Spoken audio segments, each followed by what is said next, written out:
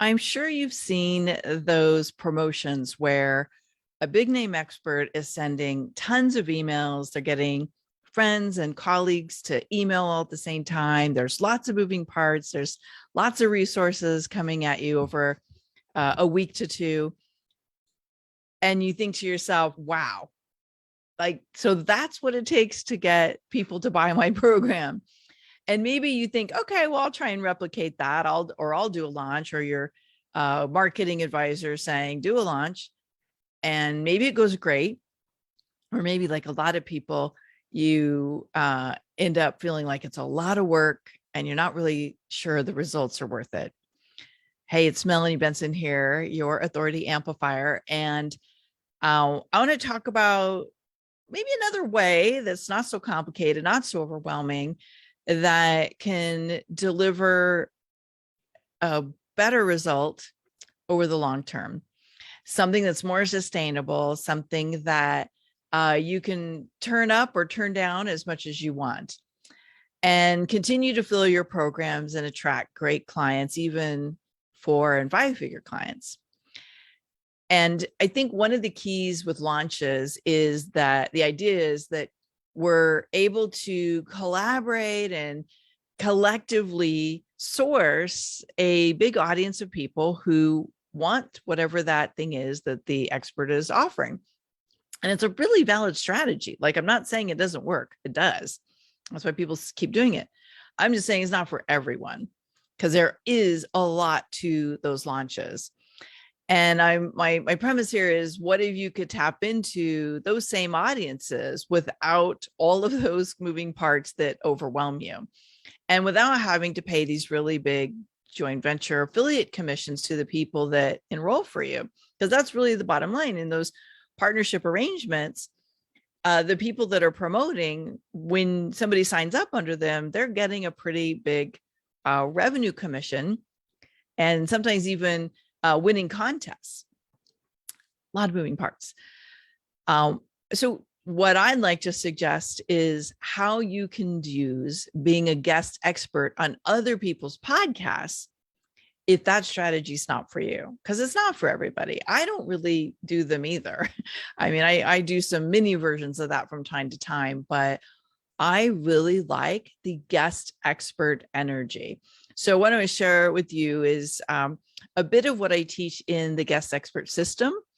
If this is something that you're interested in and you just want to jump right to the bottom line, just say, you can comment below or direct message me guest expert, and I'll be happy to share with you the details of guest expert system. But let me unpack this a little bit more. Here's why I like this strategy.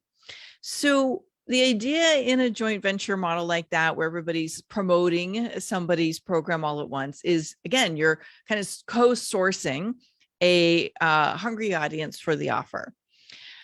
And the idea is you're aligning with people who serve your ideal audience. Well, here's something to think about. Most of your colleagues, or I should say many of your colleagues, and even your competitors, host their own show of some kind, whether it's a Facebook show, a YouTube show, a podcast. They do some kind of webinar swaps. Like, there are other ways to do this. And those competitors and colleagues, if they have their own show, they are hungry for content. They need great content. They're booking people over and over and over again. So you can actually tap into and borrow their influence, access that audience that they've cultivated, and create an opportunity to share your message, which is a powerful client magnet where everybody wins. And if you know how to craft a compelling conversation, you really know how to turn that magnet up, that podcast episode is going to become a 24/7 evergreen lead source. So to me, it blows the launch model out of the water, because you can continue to attract people for years, where that launch model, it's a finite period of time. Now, that short conversation that you have with the person hosting the podcast is going to help you establish a very powerful connection with the listeners. And so if you've mastered the strategy of a compelling conversation through like a process like Guest Expert System, and you know how to use relevance and you know how to really like craft a golden thread, then chances are that episode, when it airs, is going to be a very hot lead source. Okay. And it should be, if you're understanding the methodology and you really understand how to craft that powerful conversation. But here's the best thing. In a launch model, the typical way a launch model is done, all the experts ask you to email for them. And I love email marketing. If you're in my email community, you know, I send emails out, but I'm just coming off a really big head spinning week where we uncovered some real problems with email marketing that nobody's talking about. And it's not common knowledge, which is literally keeping people who ask for something from you from getting your emails. And so if you're using email marketing as part of your joint venture strategy, there's a lot of bugs. It's not 100% reliable, not to mention the fact that a lot of people just tune out emails. They're getting so many, they don't really see them. They're not paying attention to them. They don't have time to read them, or they're dropping into their spam folders. They never get opened. So email is not the most reliable way to connect in, in our environment today. But a podcast, someone is literally listening to you by choice. So they are actively selecting that episode, especially if you know how to do the topics right. They're selecting that episode and they are saying, I want to listen to Melanie. I want to listen to Jack. I want to listen to Ryan. I want to listen to Heather, right? And they are actively a captive audience for you in that time that you're being featured. So I'm going to keep this short today. There's so many reasons why that rich conversation becomes a hotbed of not just client attraction, but more opportunity. So I am a huge fan of podcast guesting, and there's a range of how you can use it, all the way from, you can leverage other people's audiences to go straight to an offer. That's not what I find to be the most effective, especially if it's not an evergreen offer. I like to invite those people to come onto your list in some way, shape, or form, get a freebie, something. So they're raising their hand and saying, yes, I want more. But remember, they're not always ready to buy. So you want to nurture the relationship. My second favorite thing is to invite them into a consultation or buy a book. It would be my third favorite thing. So any of those things are great. It's all about moving people from that conversation you have where they're listening and you don't have a connection with them into your community. And what you don't realize is sometimes they may not get on your list, but you know what they are doing? If there's some resonance, they're following you on social media. One of my new clients, I did a talk. She didn't necessarily sign up for whatever the thing was I offered. She immediately went to my social media and said, I loved that talk. I need to book a consultation with you. How do I do that? So people, when you're really reaching them, they're going to find a way to access you. All right. I could go on and on. So, if you want to find out how to start to bring this process into your environment, into your ecosystem, guestexpertsystem.com, where you can just put guest expert in the comments and I'll be happy to reach out and chat with you a little bit about it. Now, I want to say that there are some things to consider and a mental framework going into this to recognize what it's not. Okay. So podcast guesting probably isn't going to create a huge surge of immediate leads. I want to be really clear about that. Now, I always get leads. I always have people raise their hand and want more. I always get people coming on my list, but it won't bring that same immediate surge you get from a launch.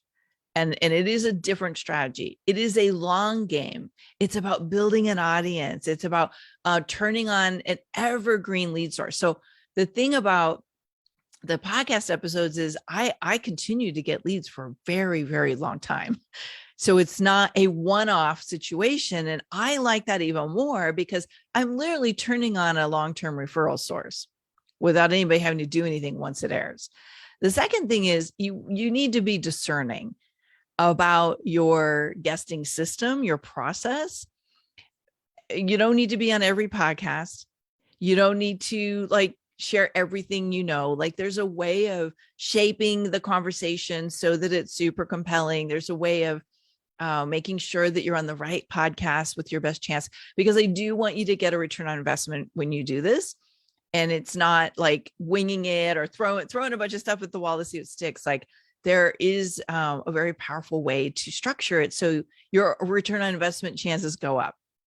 And the last thing I want to say about this is just because podcasts are a relatively easy platform to tap into, especially other people's podcasts, I don't want you to take it lightly. Like most of us that really know what we're doing with our podcast, which is what I want you to take advantage of, this is a true media opportunity. So it's like getting on a TV show. It's like, getting featured in a powerful media, like a traditional media outlet. And don't squander it by winging your process. Don't squander it by expecting the host to do all the work to create the buzz and momentum. There are so many layers of how to actively turn a podcast episode where you're featured into your best client attraction system. And I know a lot of it's just not on your radar yet because you may be new to it, or it's just not the way you were trained how to do it. And I got to say, you want to work the process and really like get the return on this very powerful visibility opportunity. So I'm a fan of finding ways to get in front of ideal clients so that it is aligned with you. It's aligned with where your clients are, and it's sustainable. And what I know, having been in this business for so long now and coached so many people who are burned out and exhausted by doing launches or having even really complicated funnels, is you got to do what's sustainable. You had to figure out where your sweet spot is. Cookie cutters don't work for everybody. You got to find the intersection of what you can do and where your superpower is and what your clients are looking for and how they're going to make buying decisions. So if launches are not your thing and you're not doing them anyway, or they're not working for you, then let's try podcast guesting. Let's get you on other people's podcasts. It's a win for everybody. It's a win for you. It's a win for the host because they're getting great content. And it's a win for the listener because they're finding a solution to something they've been struggling with. So I'd love to hear your thoughts from today. Again, so if you want to really take the guest expert process to the next level, you're looking for a better way to avoid the crickets, stay tuned. I got something really, really awesome coming your way. And I'm happy to help you skip the line and jump ahead on it. If you just put guest expert in the comments, I'll hook you up. Okay. Tell me, are you in for launches or are you looking for a better way? I can't wait to hear.